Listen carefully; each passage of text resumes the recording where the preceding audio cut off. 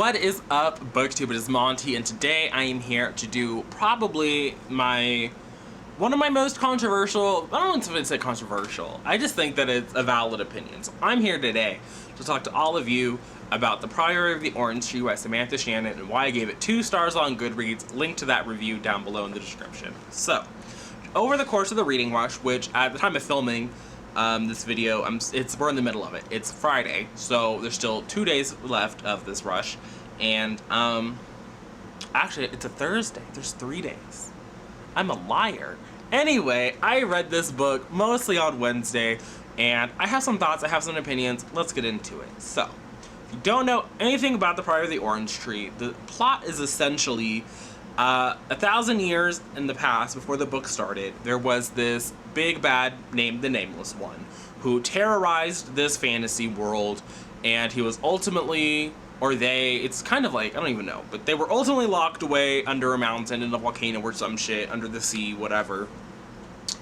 You love to see it. But now, in the present times, he is stirring. And so all of the characters that we follow play into defeating the Nameless One in some way, shape, or form.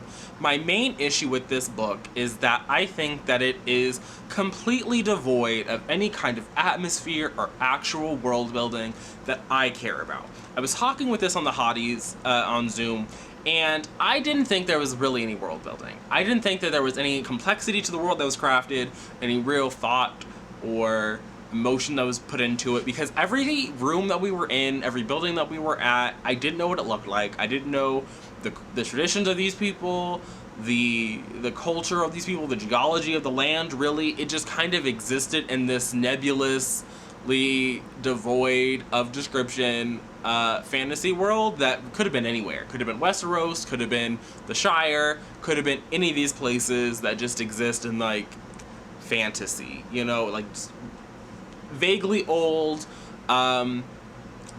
places that I didn't find interesting. I found that the world building really relied on this vague historical old Englishy type setting situationship, and there are mythical creatures. And if we're going based on the mythical creatures, even they weren't really a big part of the book. I don't think that this is kind of like the big dragon book. Sure, they're important to the plot, and they definitely play a major role, and there is one, I would argue, semi-important dragon side character. But overall, it's not a book about dragons. What the book is really about, when you boil that down to, and so now we're going to get into some spoilers potentially, is you have what I think they were in the West. The West characters were by far and away the most interesting because they were the ones who were actively pushing the plot forward. So Eid, Sabran, Loth, all of those, or maybe it's Loth, all 3 of those characters were by far and away the most interesting characters in the book. You had Eid, who was like a mage. We find out in the middle of the book, almost like page 250 or some shit, we find out she's a mage, she has some magical abilities, and she's been sent to like low-key guard the queen on behalf of the priory. Then you have Loth, who was like a nobleman who is now gone to, he was exiled at some point, but now, was he exiled? I don't think he was actually exiled. But Loth is like out there in the Draconic Kingdoms trying to like get some help or some shit. And Sabran is the queen.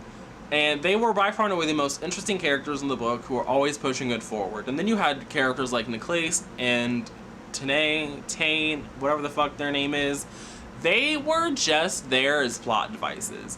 They existed only because the plot needed them to exist, and even then, they didn't really service anything. Like, they weren't real characters to me. You had Tane, who wanted to be a dragon rider for as long as they remembered, and they risked everything to be a dragon rider, and they got to be a dragon rider, and that was literally the whole 200 pages that started off part 1, where they were going through all of these trials. Meanwhile, Sabran had already avoided an attempt on her life once. There had been an attack by a dragon. Homegirl had gotten married. Like, so much was happening with the other perspective, and for 260 pages, Tane was spinning her wheels, doing the same thing, and we would, again, never check in on Tane, never check in on Niclace, and when we did check in on them, they were doing things that, sure, they serviced the plot, but, like, it was boring. They didn't add anything. Like it was a waste of pages because you weren't building anything. Very little of the 800 pages that this book is actually spent constructing anything that I think is worth reading or enjoying or finding pleasure in. Like 800 pages is really just used to sort of like, it's used to tell a story, but it doesn't build anything within the story. It just tells it to you. Like I said, we're not building anything.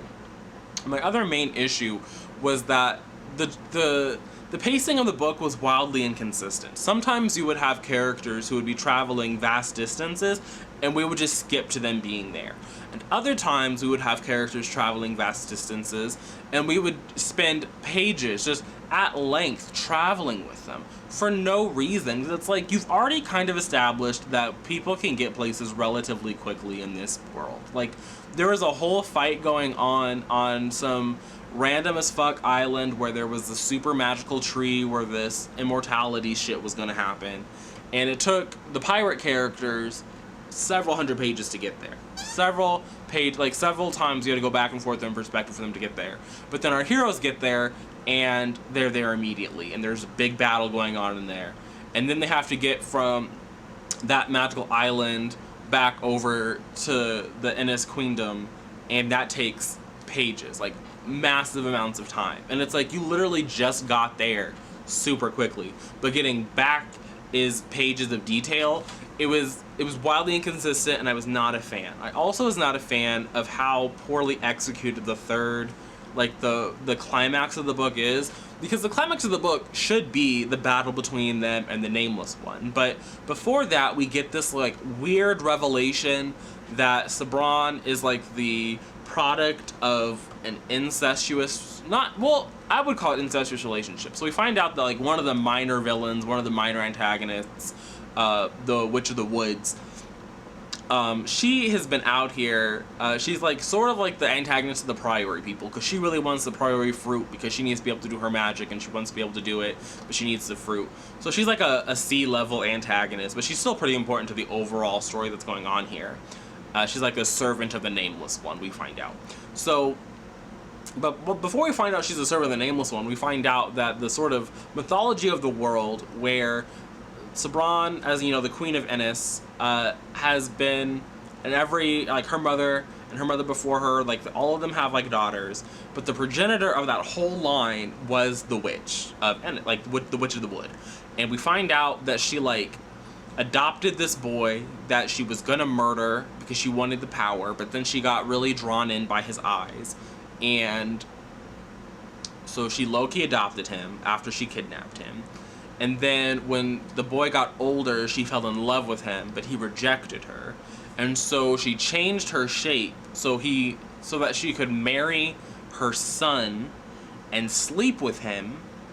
And then when she gave birth, she was like on the verge of death, and so the illusion broke, and he realized he had been fucking his mother. And so not only was that like low-key sexual assault and low-key incest, he then murdered him, like he committed suicide because he was so ashamed that he had been fucking his mother.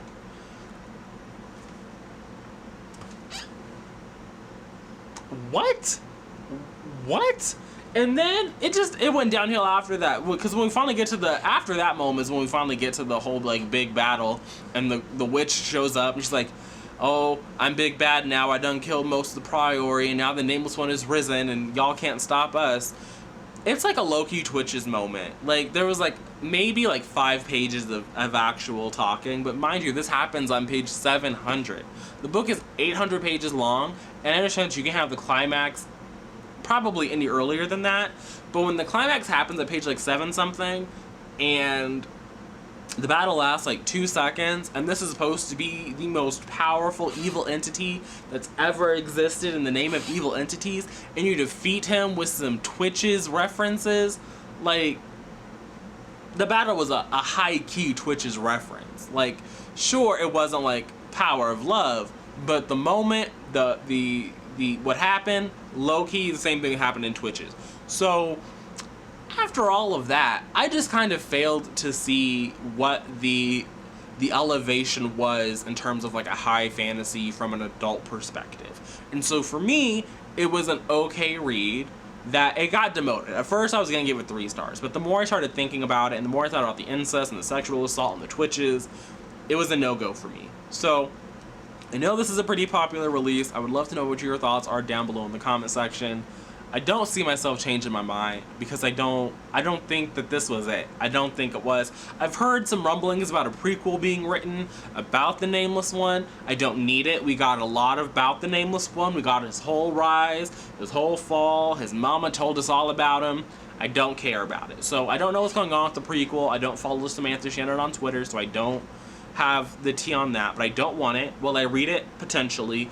But ultimately, I think that this just didn't work for me, partially because of the content, but also, I just don't think I'm going to be a fan of standalone fantasy. The way that I like my fantasy worlds, if you're going to create something, I need you to create something. And so, because this book doesn't really create anything, it's really no surprise to me that this book wasn't it. But like I said, let me know down below in the comment section what your thoughts are.